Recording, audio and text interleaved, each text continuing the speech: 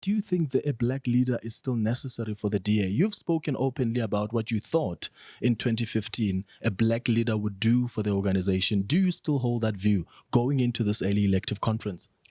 What I believe is that a leader has to have certain attributes. And the color of a person's skin is not one of the attributes that contributes to all the complex facets that leadership requires. I don't think that whether you have an X or Y chromosome contributes to the attributes that a leader requires. Leadership is unspeakably complex, and to reduce it to someone's biology is to miss the point entirely. But you thought Mmusi Maimane as a black leader would help tend the fortunes of the DA and move it forward.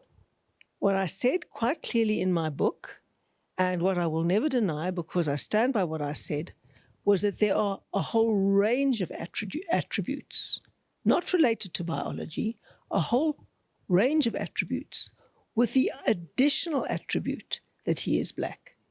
But it's not because he is black. There's got to be a range of attributes.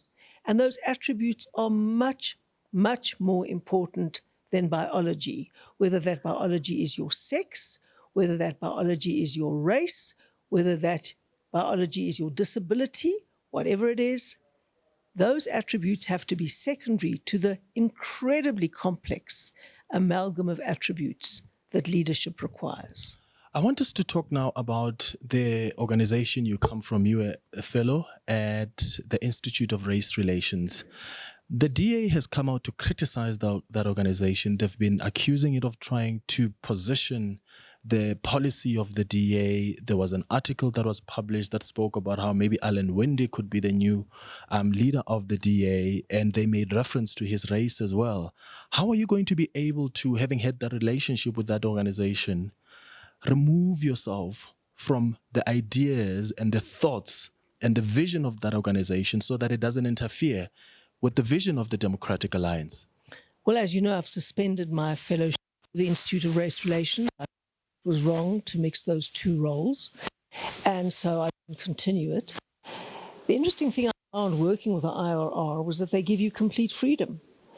They said to me, go out there and do your thing. And that's when I started pioneering new forms of information technology for communication, which I found really challenging and very interesting.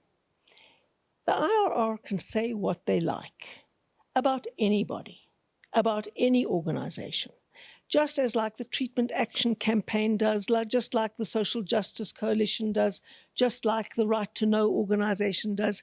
This is a democracy. And we have a whole range of civil society organizations. The IRR says something about almost everything. They never stop talking about the ANC and its policies, as far as I know.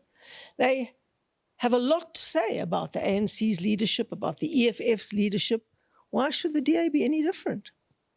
Do you think the DA overreacted? Well, you know, I think we should actually welcome these debates. And we live in a free society. And I am probably one of the people who most believes in freedom of speech. And it's one of the values in our Constitution. But I'm not the leader of the DA, so I'm not going to say we overreacted. I'm not going to say we overreacted. What I am going to say is that the IRR, like other NGOs all over the place, says all sorts of things all the time. They have a right to do so. Some of the things I agree with, some of the things I disagree with. I completely disagree with the idea that you have to refer to a person's race when you say that they have the attributes for leadership.